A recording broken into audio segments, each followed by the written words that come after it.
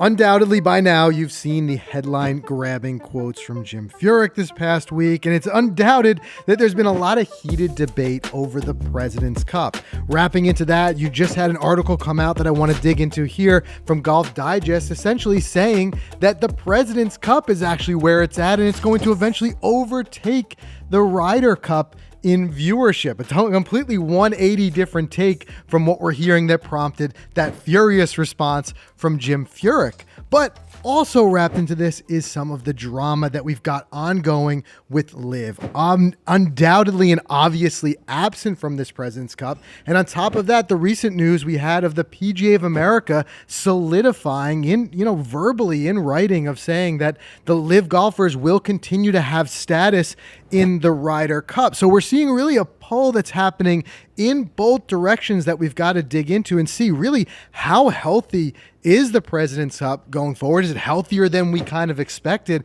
or not? And what does that future kind of hold? Because there is quite a bit of heated debate around it. We've got a lot of quotes to dig into. Before that, we want to, of course, thank this week's sponsor, Titleist. And guys, if you haven't gone out there and tried the new Titleist GT drivers, now's the time to do it. In pursuit of speed and playable distance, Titleist engineers have developed a new material construction that unlocks the next generation of driving excellence. Those new GT drivers represent the biggest technological leap ever in Titleist driver design. Mike and I, we got a chance to go out to TPI, test them for ourselves. I ended up in the GT2. I absolutely love the forgiveness, getting speed just across the face. And as we've mentioned before, Mike dialed in with the GT3 where you've got more adjustability and can really move that weight around. But more importantly, like I said, the developments they've got in the new head technology is something that you really have to experience to believe. So go to Titleist.com, find a fitter near you, go out there, hit all the heads, experience them. Let us know in the comments what you guys think, because like I said, we've seen significant gains from them. Dude, I got to stop you for 1 second because you said that the Ryder Cup may take the backseat to the President's Cup. I got to hear more on this, man. Well, let's first dig into that, because here's where, and again, to give some context, we're going to get into those Jim Furyk quotes in a second, but effectively, the general consensus that we're hearing is a lot of people feeling like the President's Cup doesn't draw the same attention because the U.S. American side has been so dominant, and that's part of the reason why, and that's what drew those quotes. But I found, interestingly, kind of an alternate take on it, which I want to dig into here. And you guys give us your thoughts in the comments below of really how excited are you for the President's Cup? And if there's a reason you're not, let us know. But the headline grabbing title, of course, of this Golf Digest article effectively was saying that in 20 years, the President's Cup will be better than the Ryder Cup. And effectively what he's arguing here is a couple things. And this is where I think we need to dive into in a minute the whole idea of LIV participation. Because right now, the huge check that the Ryder Cup has in its box versus the President's Cup is that LIV golfers are permitted to play. So they're not dealing with that controversy. That being said, the argument, to kind of bring you up to speed for anybody who's not kind of privy to it, the argument is that because the U.S. team has won every year, except for, all but once, 1998 was the year that they lost, it's not competitive enough. It's just almost like a guarantee that the U.S. team is going to beat the international team. That's kind of been the argument. Now, I want to read this quote and then we'll kind of break into it. So this is what was said in the Golf Digest article. He said, in all 5 matches played since 2014, the home team has dominated to a stultifying degree, turning the Sunday Signals session into a lifeless victories lap. Importantly, I want to note he's talking first here about the Ryder Cup. So he's saying basically every year, since 2014, whoever's the home team has ended up dominating. He said, we haven't had a Ryder Cup closer than 16.5 to 11.5 since 2012. And the only reason we had it in 2012 was due to a historically fluky comeback. So the picture that, whether you agree with it or not, you guys can drop in the comments, but the picture that he's trying to paint is, while so many of us are writing the President's Cup off as not being competitive enough, he's saying if you look to these, since 2014 at least, he's saying if you look at the Ryder Cup, it's actually the Ryder Cup that's been less competitive. And competitive being defined different ways. Sure. In the Ryder Cup, it's not the same team taking the cup home every year like it is with the President's Cup and the U.S. team. Mm-hmm. It's the fact that it's the home team that's always winning in the Ryder Cup. So it's not as competitive in that way. Right. Let me go on and say how we contrast this to the President's Cup. Now, speaking about the President's Cup, he said, but in contrast to the Ryder Cup, we've actually seen not one, but two competitive President's Cup matches in the last decade. In 2015, the Americans needed Bill Haas to beat Sangmoon Bae at the final moments to avoid a loss in South Korea. 4 years later, in 2019, Tiger Woods and the U.S. team sleptwalked through 3 days of competition in Melbourne, getting rocked by Ernie Els and the internationals in the pairs session, but rallied just in time on Sunday to squeak out a 16-14 comeback win.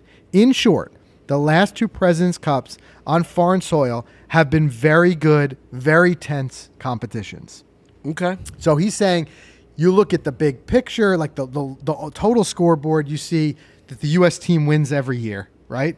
But if you dig in deeper, it's been a better competition to watch, the President's Cup, than it's been the Ryder Cup, where basically by Sunday it had already been decided in all of the Ryder Cups, and it was just one team trying to make up a huge gap and being unable to.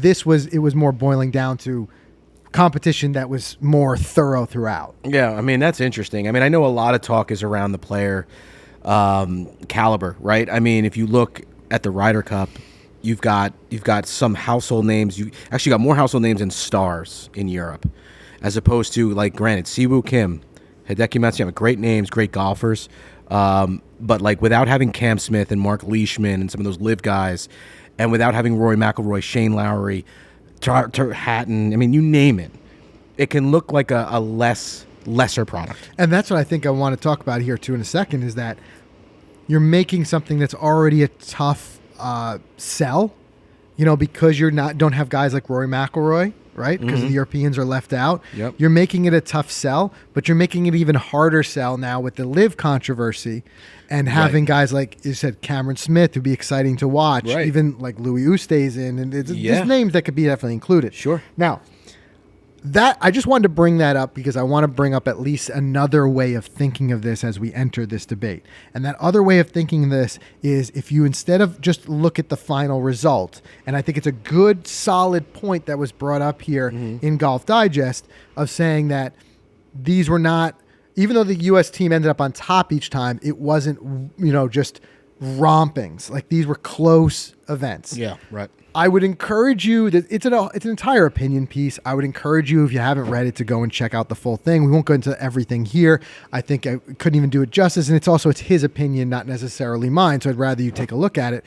What he effectively was saying was the way the Ryder Cup is run, the way that the home team is able to set up the venue, and this is the crusp of it, the way the home team is able to set up the venue to kind of benefit themselves as much as possible, and additionally the way that the crowds play into it. He's saying the stoke level of the crowds gives these massive home advantage where the home team is winning. He's saying you don't see that as much in the President's Cup, and that's something that needs to be fixed.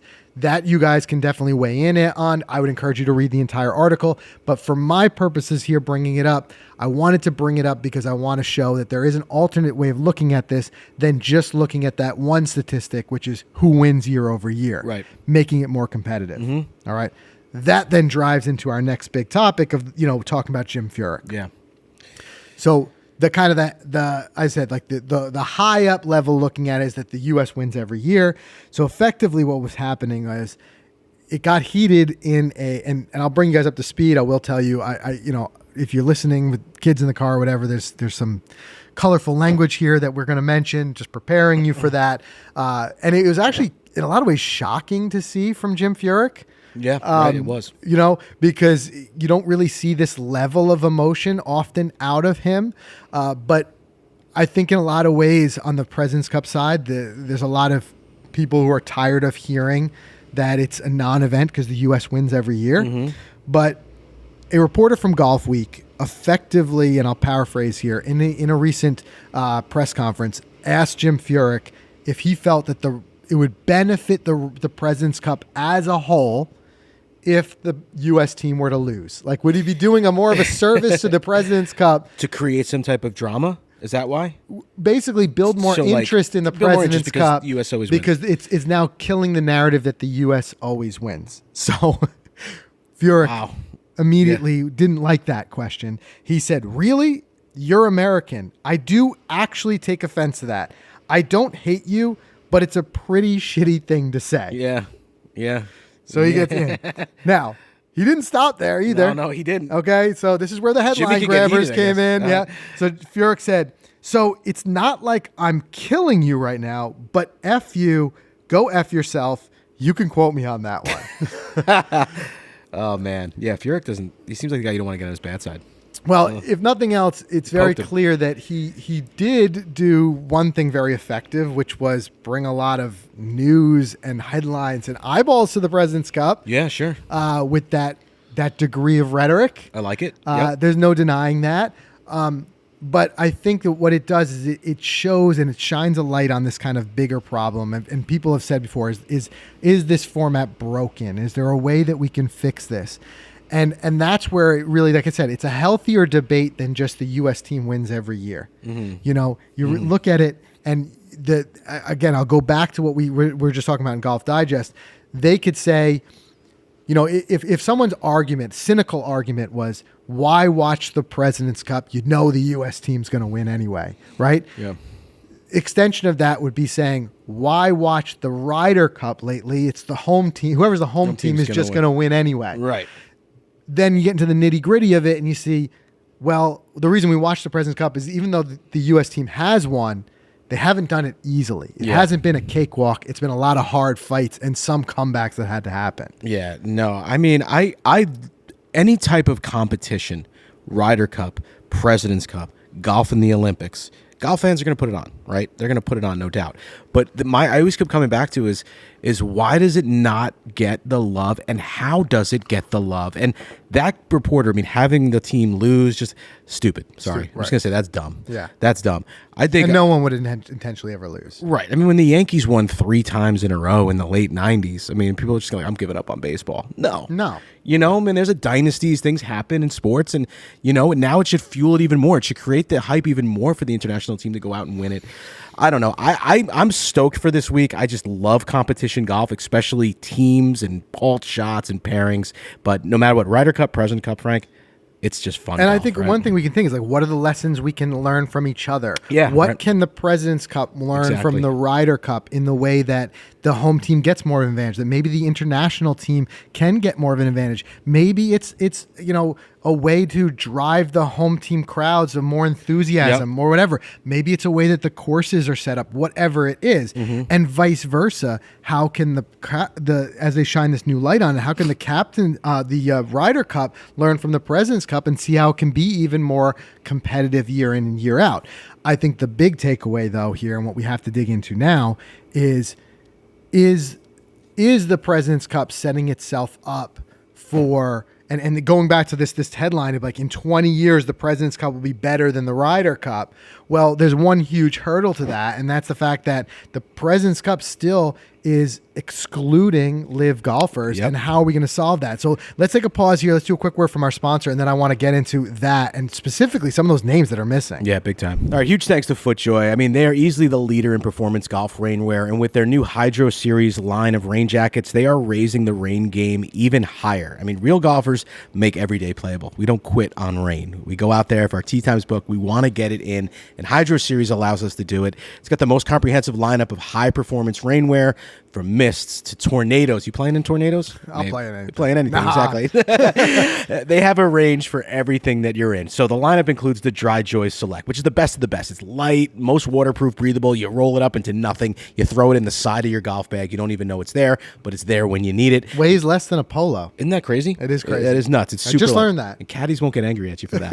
Hydrolite X, Hydro Tour, Hydro Knit. The list goes on. These guys have something for every type of cold, wet, you name it, whatever the element is. So check out the entire lineup at FootJoy while you're checking out the forecast for your round. Go check out the Hydro Series, and you can play in any condition, anytime, anywhere. Okay, so kind of getting back to this debate and talking about, you know, is this just a headline grabber, or could the President's Cup Is it A, does it really have a problem? And B, could it be as good, if not better, than the Ryder Cup in 20 years? The shining big problem with that is the long-term viability of the President's Cup if we don't get a solution. Which the PGA Tour is LIV. killing the President's Cup, in my opinion. Go ahead.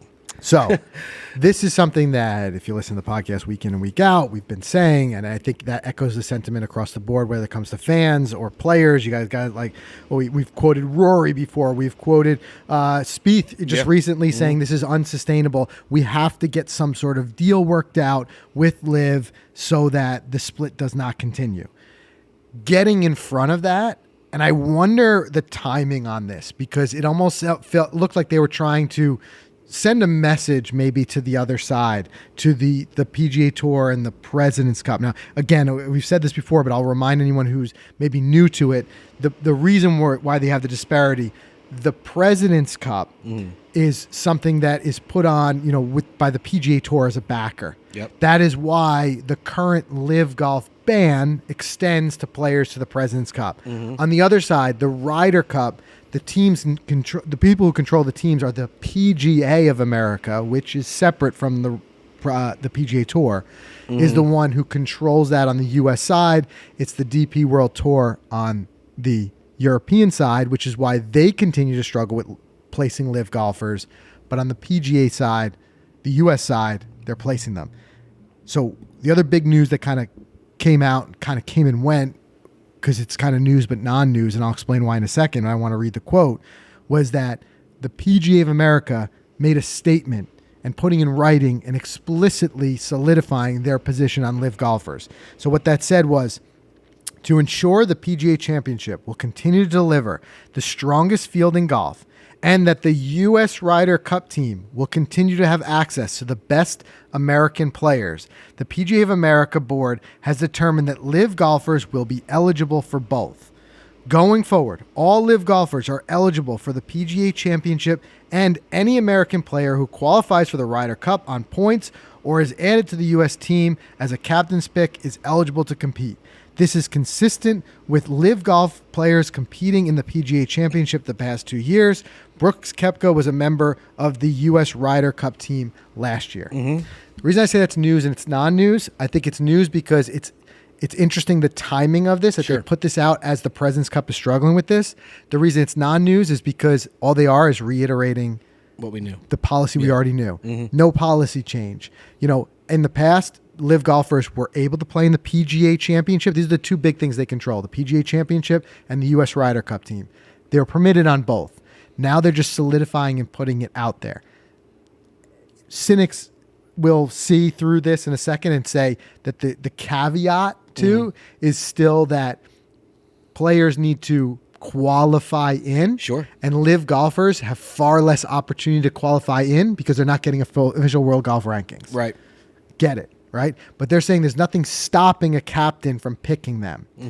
I wonder if this was put out there to put some pressure on the PGA Tour, even further pressure to get a deal done, to say, you're hurting the long-term viability of the President's Cup by not allowing LIV golfers. I think they totally are, 100%, because they are putting out a lesser of a product than the Ryder Cup has by doing this. And where they get to slide a little bit under the radar is they've still got this amazingly deep bench on both sides. There's so many great golfers on both sides right now. Yes. But on the U.S. side, no doubt, you've got such a deep bench that in a way you could argue that they could still do just fine even missing the LIV golfers.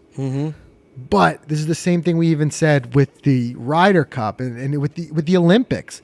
You get a guy who's really hot like Bryson is right now.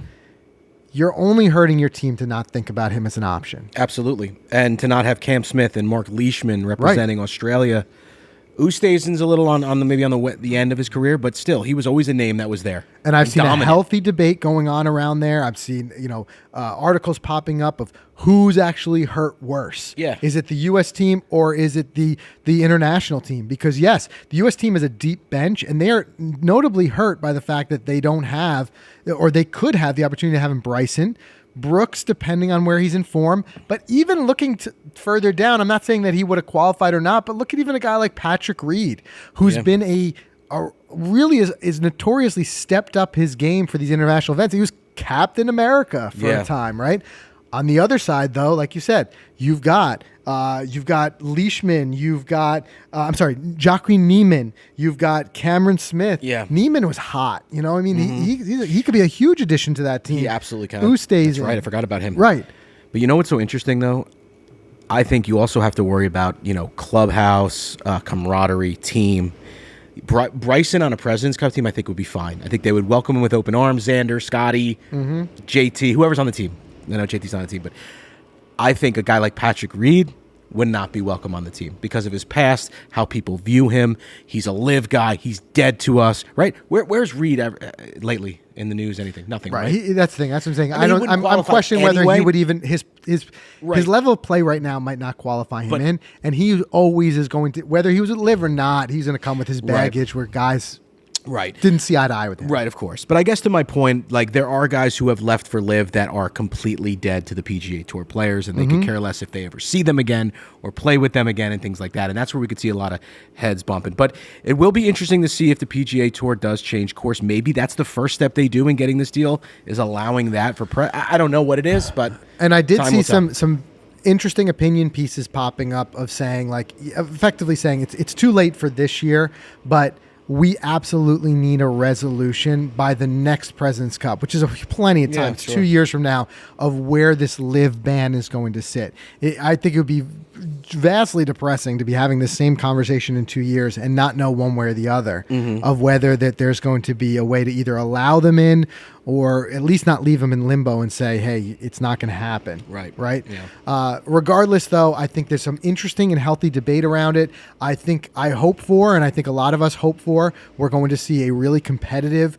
really fun and engaging President's Cup this year. But I do want to hear you guys take, because like I said, the importance of this episode, what we really want to dig into is show that it's more nuanced than just the U.S. team wins every year. Right. And digging into really, are they doing themselves a disservice by not allowing live players on both sides into this particular event? So let us know what your thoughts are. Will you be watching? Won't you be watching? And do you agree or not? Like, is there a problem here that needs to be resolved? Because there has definitely been no shortage of opinions on the whole thing, and it's certainly got Jim Furyk riled up. So let us know your thoughts. Subscribe wherever you get your podcasts, and we'll see you in the next one.